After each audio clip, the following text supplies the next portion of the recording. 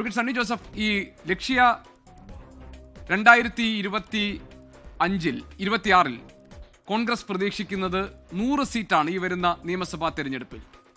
എന്താണ് ഈ 100 സീറ്റ് എന്ന ലക്ഷ്യത്തിലേക്ക് എത്താൻ കോൺഗ്രസിന് മുന്നിലുള്ള കടമ്പകൾ? പ്രധാനമായിട്ടും വോട്ടർ പട്ടികയിലെ പ്രവർത്തനം അതിനെ ശ്രദ്ധിക്കേണ്ടതായിട്ടുണ്ട്. SIRന്റെ പ്രവർത്തനത്തിൽ കോൺഗ്രസ് പ്രവർത്തകർ സജീവമാണ്. അതേപോലെ തന്നെ മുന്നൊരുക്കങ്ങൾ നന്നായിട്ട് നടത്തി.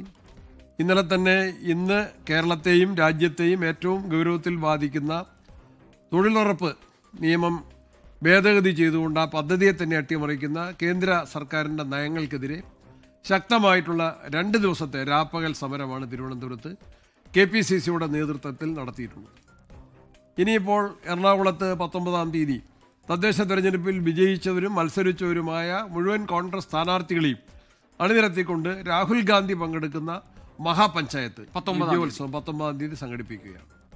നിയമസഭയിലെ കേരളത്തിലെ ജനകീയ പ്രശ്നം ശബരിമല ഉൾപ്പെടെയുള്ള സർക്കാരിൻ്റെ തെറ്റായ പ്രവർത്തനങ്ങൾ അതെല്ലാം ചൂണ്ടിക്കാണിച്ചുകൊണ്ടുള്ള നിയമസഭാ പ്രവർത്തനം ഉണ്ടാകും. സമരങ്ങളും വീണ്ടും ശക്തമാക്കി മുന്നോട്ട് പോകും.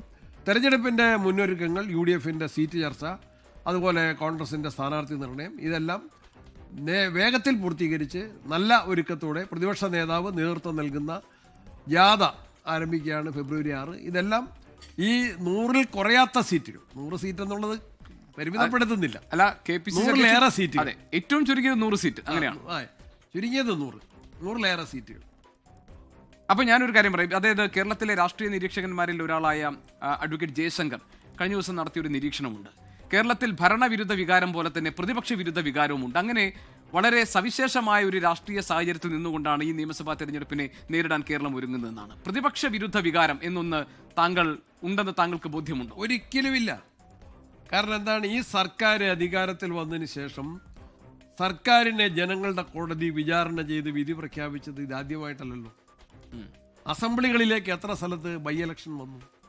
പാലക്കാട് ഉൾപ്പെടെ, പുതുപ്പള്ളി ഉൾപ്പെടെ, തൃക്കാക്കര ഉൾപ്പെടെ, ചേലക്കര ഉൾപ്പെടെ, നിലമ്പൂർ ഉൾപ്പെടെ അവിടങ്ങളിലൊക്കെ UDF അല്ലേ നില മെച്ചപ്പെടുത്തിയത്? ചേലക്കരയിൽ അവർ ജയിച്ചെങ്കിൽ പോലും ഗണ്യമായിട്ട് ഭൂരിപക്ഷം കുറഞ്ഞില്ലേ? പാർലമെന്റ് ഇലക്ഷനിൽ ഞങ്ങൾക്ക് ചരിത്ര വിജയം ആവർത്തിക്കാൻ സാധിച്ചില്ലേ? തദ്ദേശ തെരഞ്ഞെടുപ്പാണ് ഒരുപക്ഷെ ഇലക്ഷൻ രംഗത്ത് അതിനേക്കാൾ സങ്കീർണം. കാരണം എത്രയോ സ്ഥാനാർത്ഥികൾ, സീറ്റ് വിഭജനം, സ്ഥാനാർത്ഥി നിർണയം, അവരുടെ എല്ലാം ഇലക്ഷൻ പ്രചരണം, തർക്കങ്ങൾ, ഇതെല്ലാം പരിഹരിച്ച് തിളക്കമാർന്ന ചരിത്ര വിജയമല്ലേ?